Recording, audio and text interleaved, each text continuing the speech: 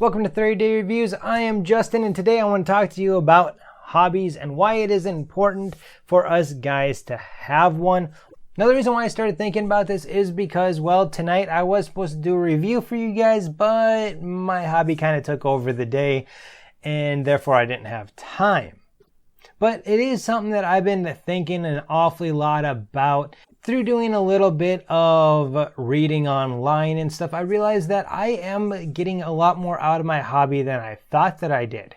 A few things that hobbies can help you with is obviously stress reduction, because you're focusing on something, you're being able to build something, you're accomplishing something, whether it's hiking, building a boat, just whatever your hobby is, you're probably accomplishing something in the end. And I think that stress reduction really is what makes a hobby, because otherwise I think it would just be another chore or a job for us.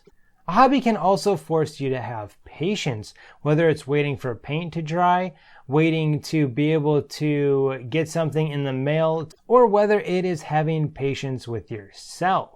I am one to tend to not have a lot of patience when it comes to misunderstanding things, and I tend to get flustered and just frustrated really easily when it comes to that. However, I have had to have quite a bit of patience just with myself. It has also helped me get to know other people, because I am having to talk to other people and get into other communities that I may not have otherwise been in. That, to me, I think is probably one of the less obvious perks to having a hobby. And it can definitely help us from having idle hands, because we are doing something, we are working on something. Because guys, I hate to tell you this, but going down to the bar isn't a hobby.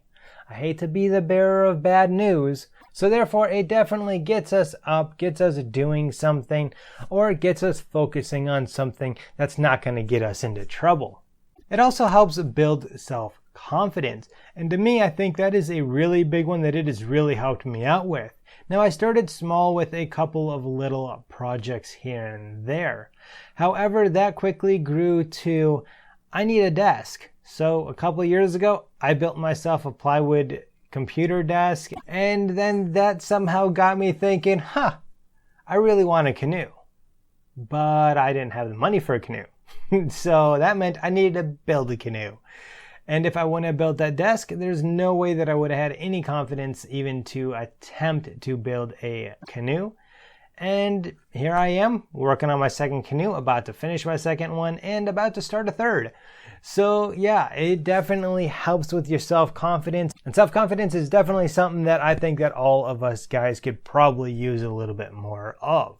Now, how do you find a hobby if you don't already have one? Well, honestly, I don't know. But I do suggest start with your friends. Ask them what they like to do, because, well, you know, they already have things in common with them that chances are you may like what they do for their hobbies. So start there, ask if you can tag along.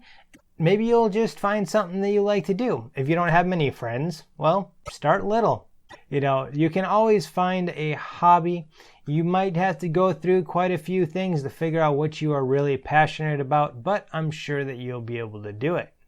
One thing that I didn't even think about that you can do that I saw online tonight was that you can add your hobbies to your resume and include the things like if it requires you to have patience, or if it requires you to have a steady hand, or think through a process. You can add all that to your resume. Now, I do want to know what your hobby is, so please let me know down in the comments section. And I also want to know one thing that you have learned, or that was an unexpected side effect of having the hobby.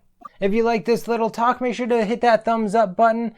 Hit that bell so you don't miss any of my videos, including the reviews that I usually post. And make sure that you check out my most watched videos to the right, as well as the video below it.